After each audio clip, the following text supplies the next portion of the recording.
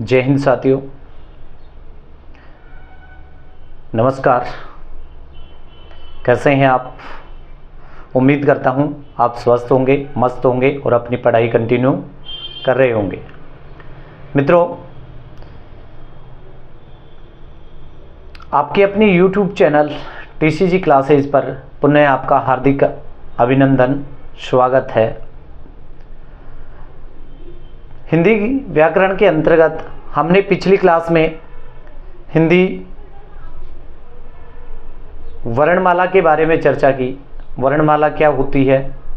वर्णमाला में हमने वर्णों के प्रकार पढ़े, यानी हिंदी वर्णमाला में वर्णों को कौन कौन से भागों में डिवाइड किया गया है, स्वर वर्ण कितने होते हैं, व्यंजन वर्ण कितने होते हैं, टोटल वर्ण कितने होते हैं, इन सब के बारे में हमने डिटेल से चर्चा की।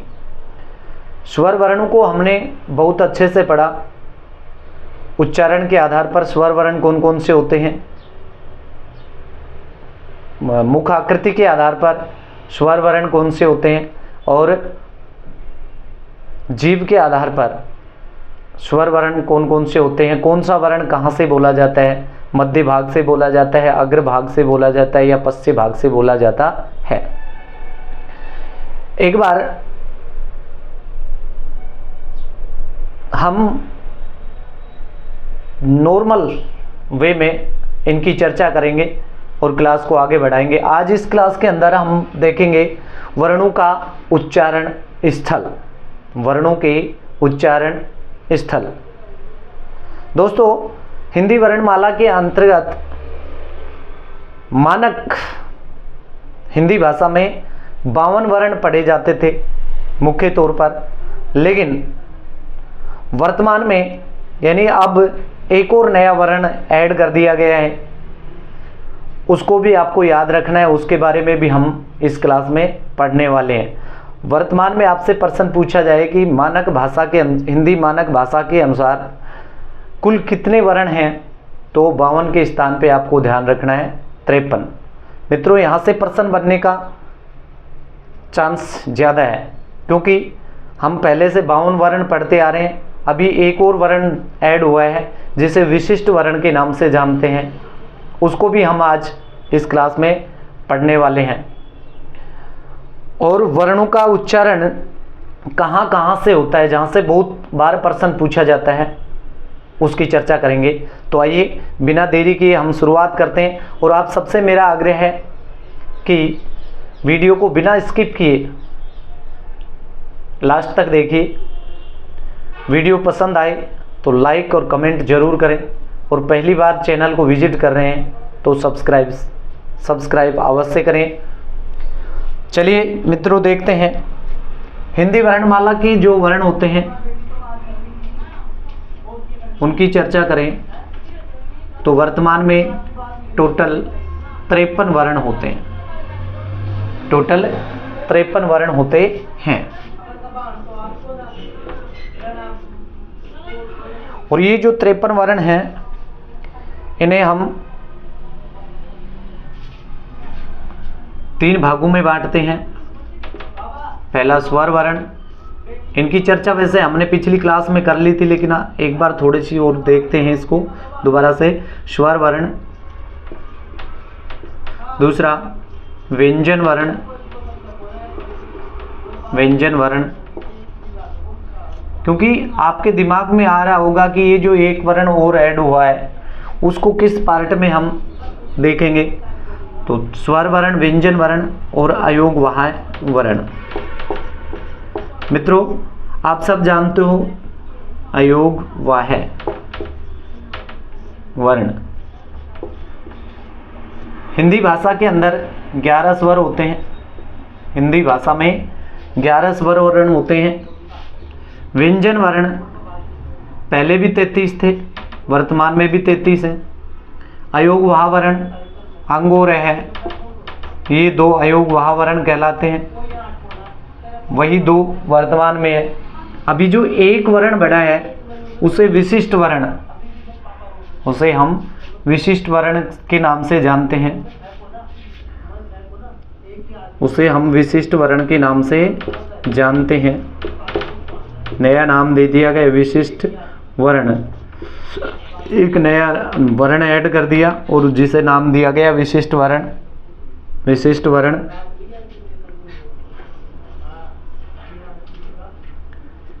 ये इस प्रकार से होता है, जिसका हम राजस्थानी भाषा में बहुत बार हमें देखने को मिलता है, या इसका उच्चारण हमें राजस्थानी भाषा में बहुत देखने को मिलता है। लय की तरह बनावट होती है, लेकिन लय नीचे से ओपन होता है, खुला होता है, इसको बंद कर दिया जाता है।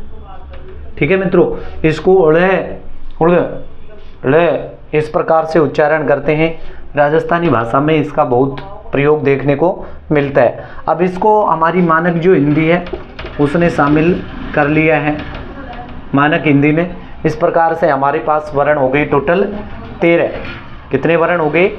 13 वर्ण हो गए। 53 वर्ण हो गए। टोटल हमारे पास 53 वर्ण हो गए। पहले 52 वर्ण काउंट होते थे, अब 53 वर्ण हम काउंट करेंगे।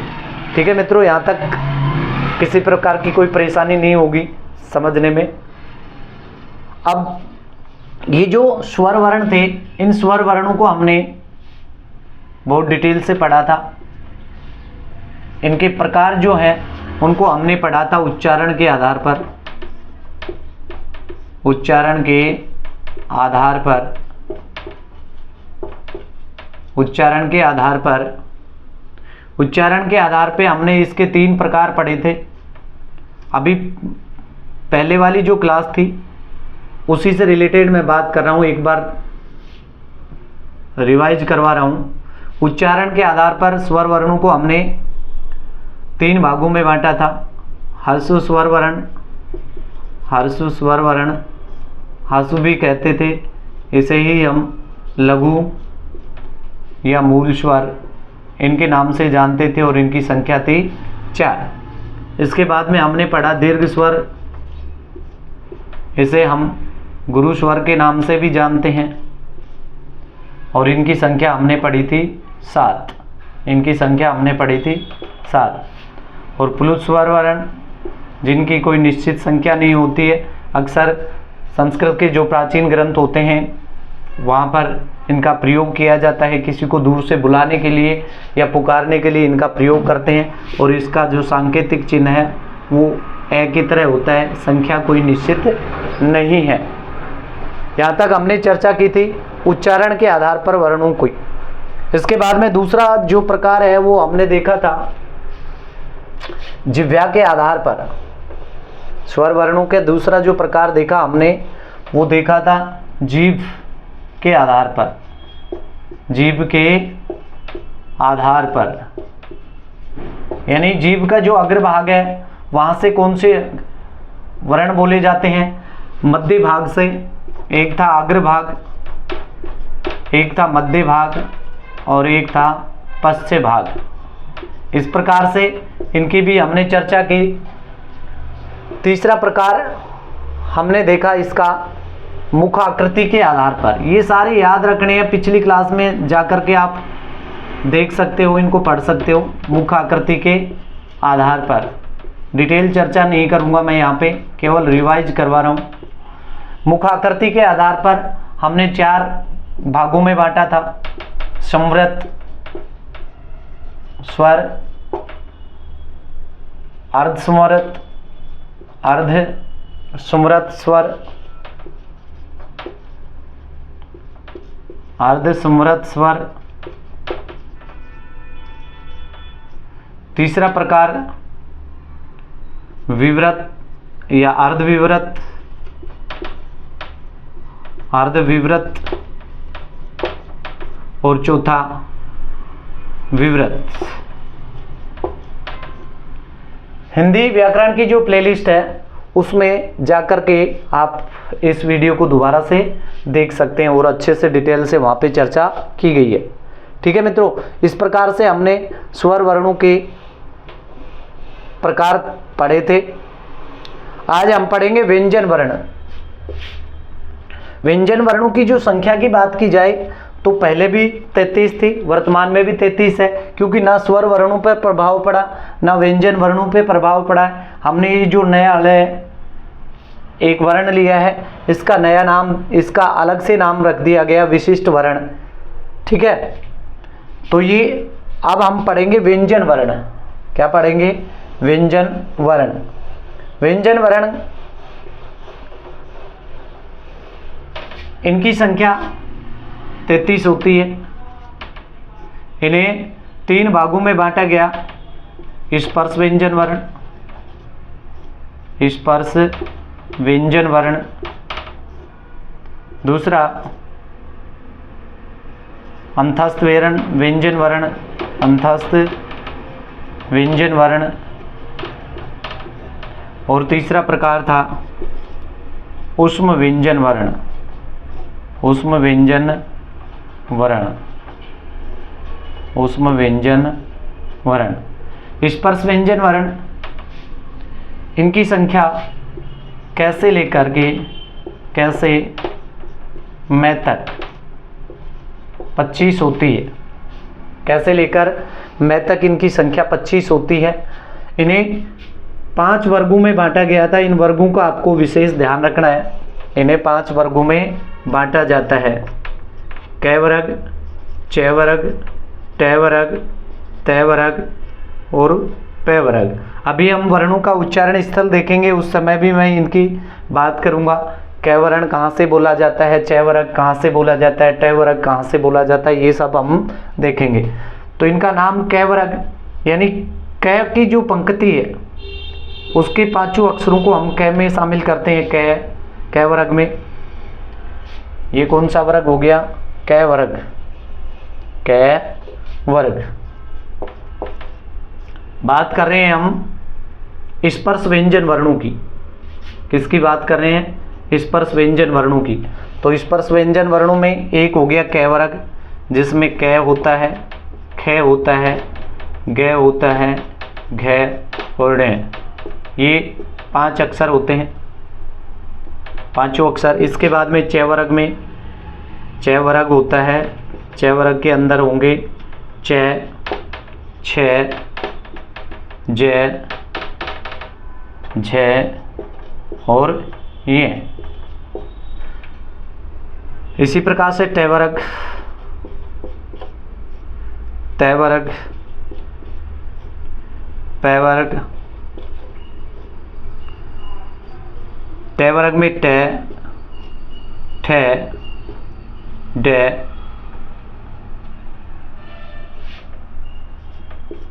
डै, ढै और ण। तै वर्ग में तै, थ, तै हो गया, थ हो गया, द हो गया, ध और न। पै वर्ग में पै, फ, बै, भै और मैं। इस प्रकार ये 25 वर्ण अभी मैंने बताया कैसे लेकर मैं तक, कैसे और मैं तक इनकी जो संख्या होती है वो 25 होती है। एक लाइन में 5 लाइनें होगी, 5 को 5 से गुणा करेंगे तो 25। ठीक है मित्रों, ये कहलाते हैं स्पर्श व्यंजन वर्ण। इन्हें इनकी यानी ये सब आप जानते हो, लेकिन फिर भी आपको ध्यान रखना है कि स्पर्श व्यंजन वर्ण नॉर्मल पर्सन पूछा जाता है तो वहाँ पे कई बार दे देता है कि निम्न में से स्पर्श व्यंजन वर्ण कौन सा है या कौन सा नहीं है। तो ये अच्छे से ध्यान रखना है। कैसे लेकर मैं तक इनकी संख्या होती है 25। क्लियर? बहुत डिटेल से नहीं देखेंगे, आगे हम उच्चारणों का स्थल है वो देखेंगे। ठीक है, ये सब अच्छे से आप जानते हो, फर्स्ट क्लास से आप पढ़ते आ रहे हो, इसमें शायद आपको कोई दिक्कत नहीं होगी। और वैसे मैंने ये अच्छे से बता भी दिया है कैसे लेकर मैं तक इनकी संख्या 25 होती है। इन्हें हम स्पर्श व्यंजन वर्ण कहते हैं। अब उसके बाद में दूसरा जो प्रकार है व्यंजन वर्णों का वो हो गया अंतस्थ व्यंजन वर्ण। अंतस्थ व्यंजन वर्ण, अंतस्थ व्यंजन वर्ण। इनकी संख्या 4 होती है, इनकी संख्या 4 होती है। स्पर्श व्यंजन वर्ण और ऊष्म व्यंजन वर्ण दोनों के मध्य में स्थित होते हैं, दोनों के मध्य में स्थित होते हैं, इस कारण इनको अंतस्थ व्यंजन वर्ण कहते हैं। इनकी संख्या 4 होगी। कौन कौन से होंगे? य, र, ल और व। ये आपको अच्छे से याद रखनी है। इनकी संख्या होती है 4। जब भी आगे संधि का टॉपिक आएगा, संधि में भी इनकी जरूरत रहेगी। अभी उच्चारण स्थल हम देखेंगे तो वहाँ पर भी इनकी जरूरत पड़ेगी। इसी प्रकार से 4 वर्ण ऊष्म व्यंजन वर्ण कहलाते हैं। 4 वर्ण ऊष्म व्यंजन वर्ण कहलाते हैं, जो होते हैं से और है। ठीक है मित्रों, इसके अलावा ये हमारे हो गए स्पर्श व्यंजन व्यंजन वर्णों के प्रकार, यानी जो 33 मुख्य व्यंजन वर्ण थे उनको हमने 3 भागों में बांट लिया। स्पर्श व्यंजन वर्ण जिनकी संख्या 25 होती है, अंतस्थ व्यंजन वर्ण जिनकी संख्या 4 होती है, यह र ल व, और ऊष्म व्यंजन वर्ण जिनकी संख्या 4 होती है। ये हमने 3 भागों में डिवाइड कर लिया। अब इसके बाद में 4 वर्ण ऐसे होते हैं जिन्हें हम संयुक्त व्यंजन वर्ण के नाम से जानते हैं। संयुक्त व्यंजन, ये वे वर्ण होते हैं, वे व्यंजन वर्ण होते हैं जिनका निर्माण 2 या 2 से अधिक व्यंजन वर्णों के मिलने से होता है। इनकी संख्या 4 होती है। एक होता है हमारे अक्षय क्षत्रिय वाला, त्रिशूल होता है, ये ज्ञानी होता है, और एक वर्ण आप बहुत बार देखते हो श्रेय। इस प्रकार से इनकी संख्या भी 4 होती है। दोस्तों यहाँ से बहुत आपको अच्छे से याद रखना है। अक्षय क्षत्रिय जो होता है इसकी बनावट कैसे होती है? क और श षटकोण वाला, षटकोण वाला, इन दोनों से मिलकर के इसका निर्माण होता है। किसका? अक्षय क्षत्रिय का। इसी प्रकार से हम देखेंगे त्रिशूल, तो ये बनता है तय और र से, तय और र से। यदि शब्दों को अल्फाबेटिक क्रम से जमाया जाता है तो वहाँ पे इनकी बहुत ज़रूरत पड़ती है और वहाँ पे अक्सर गलतियाँ भी होने के चांस होते हैं, क्योंकि ये क अक्षय क्षत्रिय जो होता है ना, ये इसकी शुरुआत कैसे होती है और हम उसको सबसे लास्ट में ले जाते हैं, क्योंकि वर्णमाला के अंदर हम सबसे लास्ट में पढ़ते हैं तो उस समय दिमाग में यही रहता है कि अक्षय क्षत्रिय तो बहुत अंत में आता है, और जब अल्फाबेटिक क्रम से व्यवस्थित करने के लिए आपके पास में पर्सन होता है तो वहाँ पे गलती अक्सर हो जाती है। तो यहाँ पे ध्यान रखना है, क और श इन दोनों से मिलकर के अक्षय क्षत्रिय बना है। त्रिशूल जो है वो तय और र से बना है, और गे ज्ञानी थोड़ा सा विशिष्ट होता है, इसको और अच्छे से समझना है। जय और ये याद रखना है, जय और ये से। इसी प्रकार से हम देखेंगे श्रेय, ये इसकी बनावट होती है स और र से, स और र से, और ये बन जाएगा श्रेय, ये बन जाएगा श्रेय। ठीक है मित्रों, ये बन जाएगा श्रेय, गलत लिख दिया हमने, ये बनेगा श्रेय। ओके, उम्मीद करता हूँ ये सारी बातें यहाँ तक आपको समझ में आ गई होंगी। इनका विशिष्ट ध्यान रखना है, इन चारों वर्णों का हमें विशेष तौर पे ध्यान रखना है। अब देखिए, एक बार हम पुनः इनका देखते हैं। हमारे पास स्वर पूछे जाएं तो 11, व्यंजन पूछे जाएं तो 33। ओके, इन दोनों की संख्या मिलकर के होगी 44। हमने 52-53 वर्ण पढ़े। अब 2 हमारे पास क्या होते हैं? 2 हमारे पास होते हैं अयोग वाह वर्ण, अयोग वाह वर्ण, अयोग वाह वर्ण। ये कौन कौन से होते हैं? अंग और ए है। ठीक है, इस प्रकार से कितने अक्षर हो गए? 46। कितने हो गए? 46। ठीक है मित्रों, इसके बाद में हमने 4 पढ़े संयुक्त व्यंजन वर्ण। इनको मिलाएंगे तो संख्या होगी हमारे पास 50। कितनी होगी? 50। ये 4 क्या होते हैं? संयुक्त व्यंजन वर्ण। इन सबको आपको अच्छे से याद रखना है।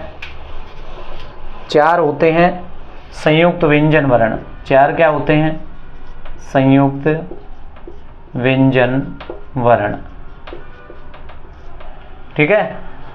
अब देखिए इसके बाद में 2 वर्ण, संयुक्त व्यंजन वर्ण हमने पढ़ लिए। 2 वर्ण उक्षिप्त व्यंजन वर्ण कहलाते हैं। उक्षिप्त, ये आपको ध्यान रखना है। 2 उक्षिप्त व्यंजन वर्ण होते हैं, क्या कहलाते हैं? उक्षिप्त। उक्षिप्त वर्ण 2 होते हैं, ये ध्यान भी रखना है आपको। डे, इस प्रकार से इसके नीचे एक नुक्ता होता है और ये ढ ढ ढ ढ ढ, ये जो होते हैं ना, इन्हें हम उक्षिप्त वर्णों के नाम से जानते हैं। एक नया वर्ण आ गया जिसे हम विशिष्ट वर्ण कहते हैं, जिसे हम विशिष्ट वर्ण कहते हैं, जिसकी चर्चा हमने पहले भी कर ली। क्योंकि नया है और यहाँ से प्रश्न बनने की जो संभावना है वो ज़्यादा लग रही है। बहुत से मित्रों को अभी पता नहीं होगा, हिंदी मानक भाषा के अंदर ये नया वर्ण आ गया, जिसे ळ के नाम से जानते हैं, जिसे ळ बोलते हैं। ठीक है मित्रों, इस प्रकार से हमारे पास वर्णों की संख्या होगी 53।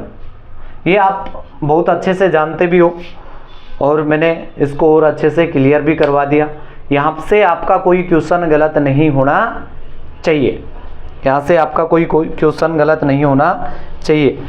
अब हम व्यंजन वर्णों का जो प्रकार पढ़ लिए, स्वर वर्णों के प्रकार पढ़े हैं। इन सब वर्णों को कौन सा वर्ण कहाँ से बोला जाता है, सबसे ज़्यादा प्रश्न यहीं से बनने के चांस होते हैं। कौन सा वर्ण कहाँ से बोला जाता है?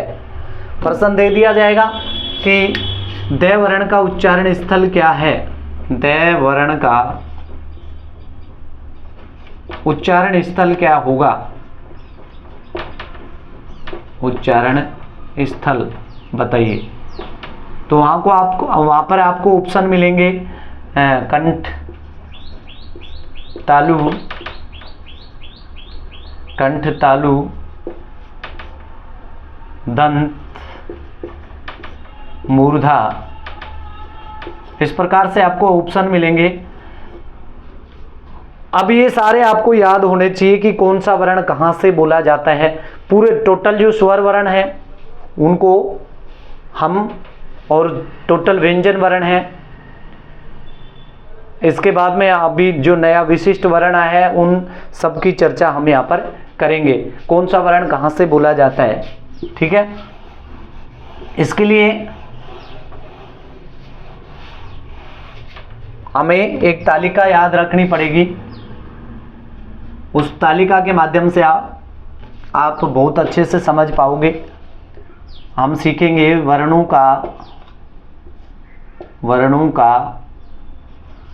के उच्चारण स्थल, वर्णों के उच्चारण स्थल, वर्णों के उच्चारण स्थल,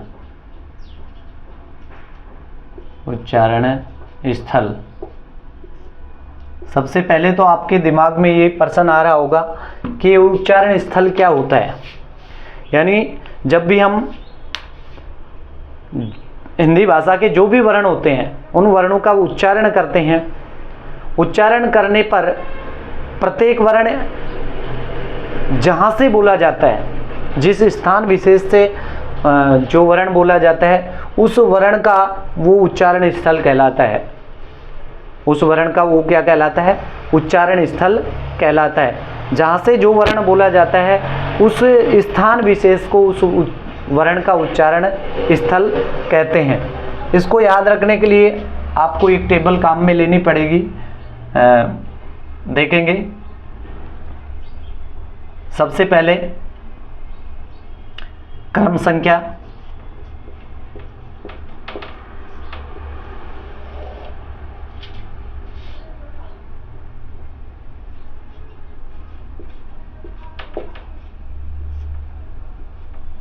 वर्णों का उच्चारण स्थल,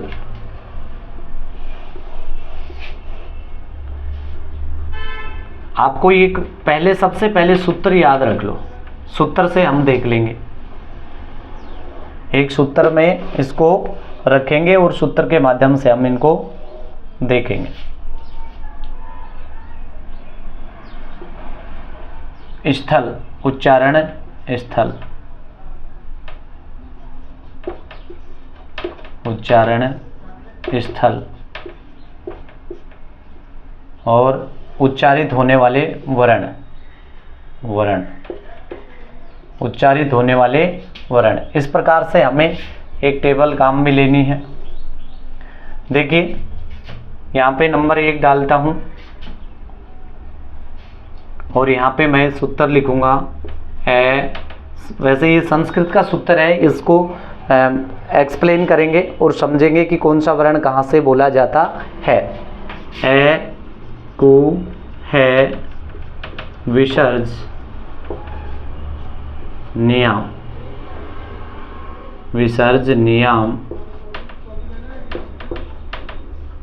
कंठ, अकु है विसर्ज नियम कंठ है।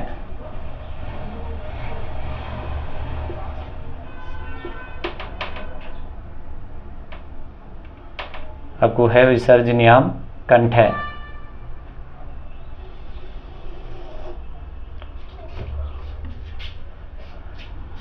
ये कंठ से बोलने वाले वर्ण होते हैं,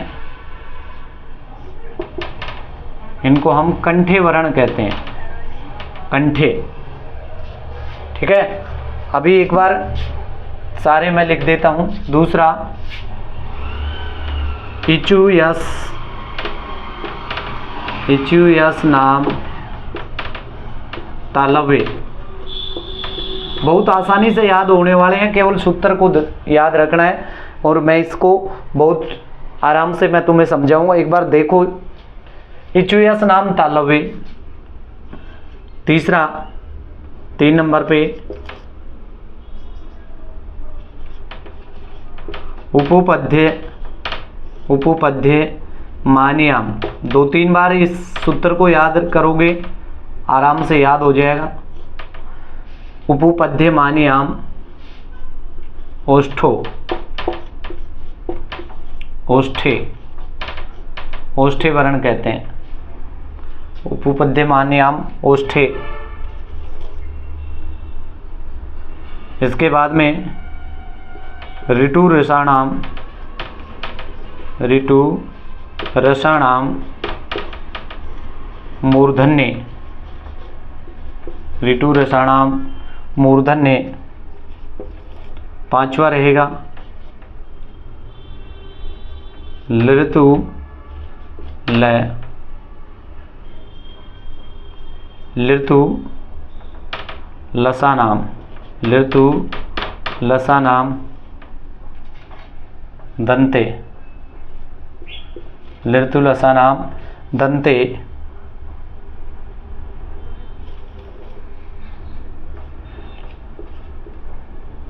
यंगणानाम नासिके, यंगणानाम नासिके। 7 नंबर पे ए देतो, ए देतो कंठ तालव्य, कंठ तालव्य। 8 नंबर पे ओ देतो, ओ दोतो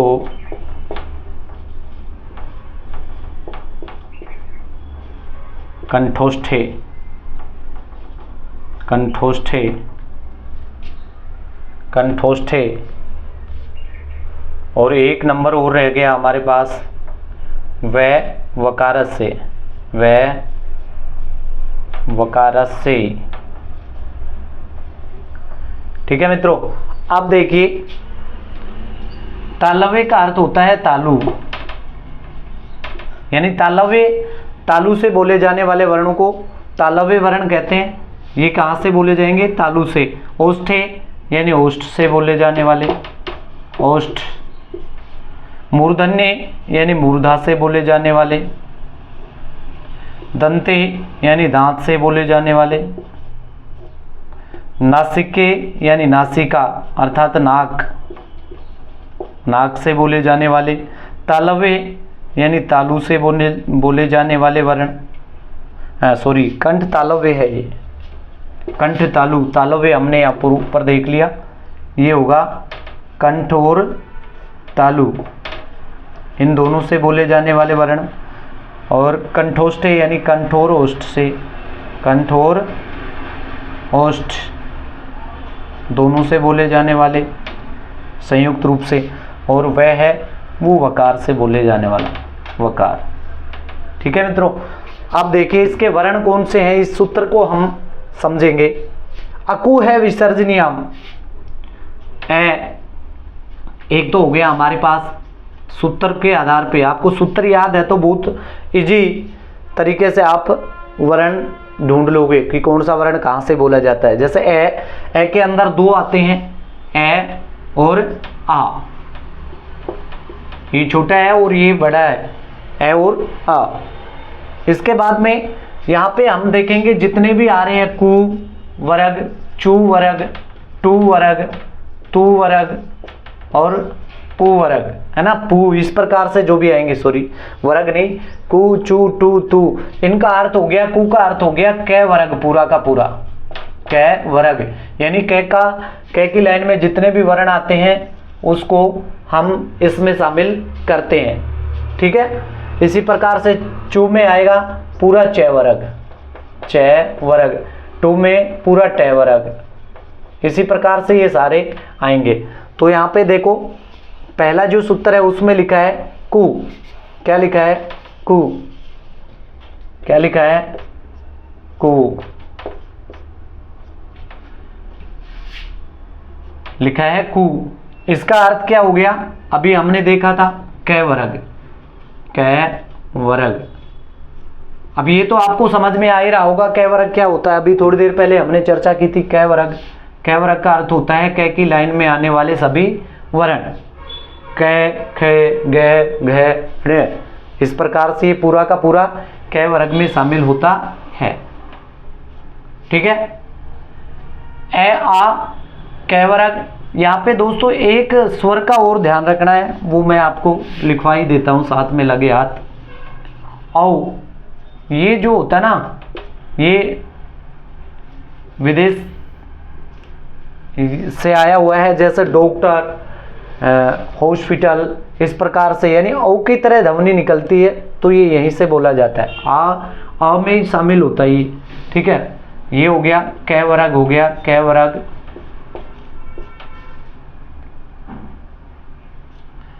कै वर्ग हो गया। उसके बाद में है और विसर्ग, जिनके अंत में विसर्ग चिन्ह लगा हो, जैसे प्रातः है, बालक है, तो जो लास्ट में ये विसर्ग चिन्ह लगा होता है, ये भी यहाँ से बोला जाता है। कहाँ से? कंठ से। क्लियर। फिर दूसरा देखो इचुयस नाम, ई, दोनों ई होगी, ई। चू वर्ग का, चू का अर्थ हो गया पूरा च वर्ग, चू का अर्थ हो गया पूरा च वर्ग। ये अंतस्थ व्यंजन वर्ण हो गया, श उष्म व्यंजन वर्ण हो गया, इचुयस नाम। ठीक है।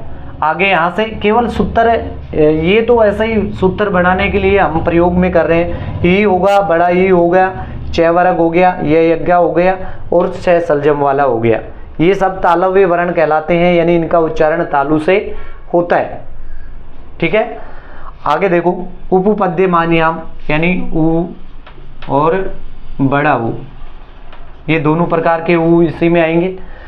पु का अर्थ हो गया पूरा पै वर्ग, पै वर्ग, यानी फ, फ, ब, भ, मैं, इस प्रकार से सारे। और ये सारे ओष्ठ से बोले जाते हैं, ओष्ठे वर्ण कहलाते हैं। इसके बाद में ऋतु ऋषाणाम मूर्धा से बोले जाने वाले ऋ ऋषि हो गया। टू का अर्थ हो गया पूरा ट वर्ग। रे अंतस्थ व्यंजन वर्ण रे, अभी हमने चर्चा की थी अंतस्थ व्यंजन वर्णों की, ये रे लवे रे।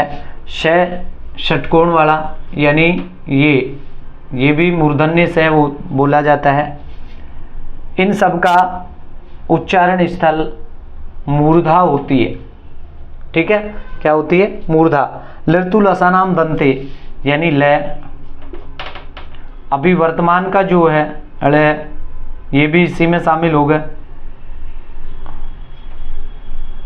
ये भी इसी में शामिल हो गया। और इसके बाद में तय वर्ग, तय वर्ग यानी तय थ द ध न। श हमारे पास सलजम वाला हो गया, ये हो गया। सलजम वाला है वो तालु से, षटकोण वाला है वो मूर्धा से, और श जिसका हम सबसे ज़्यादा प्रयोग करते हैं ये हमारा होगा दांत से। प्रत्येक वर्ग का पंचम वर्ण, प्रत्येक वर्ग का पंचम वर्ण, पंचम वर्ण ये नासिका से बोले जाते हैं। अब हमारे पास स्वर बच गए दो, चार सॉरी, ए और आई। ये दोनों कंठ तालु से बोले जाते हैं। और ओ आउ, ओ और आउ ये दोनों कंठोष्ठ। वह वकारत से होता है, वह वकार से बोला जाता है। इस प्रकार से ये टेबल आपको याद रखनी है। विशेष तौर पे इनका ये सूत्र याद रखना है, अकु है विसर्जनीयाम, अकु है विसर्जनीयाम, 2-3 बार रिपीट करोगे याद हो जाएगा। अकु है विसर्जनीयाम कंठे, अकु है विसर्जनीयाम कंठे। ए आ कु का अर्थ हो गया पूरा कै वर्ग है और विसर्ग, ठीक है। इस प्रकार से आपको याद रखना है। इचु यस नाम तालव्य, इचु यस नाम तालव्य, इचु यस नाम तालव्य। ई चू का अर्थ हो गया पूरा च वर्ग, और ये यज्ञा स सलजम, ये सारे तालु से बोले जाने वाले वर्ण हैं। ओके, तो मित्रों इसको आपको इस टेबल को अच्छे से याद रखना है। यहाँ से रीट जैसी जो भर्तियाँ होती हैं उसमें हर बार प्रश्न पूछा जाता है।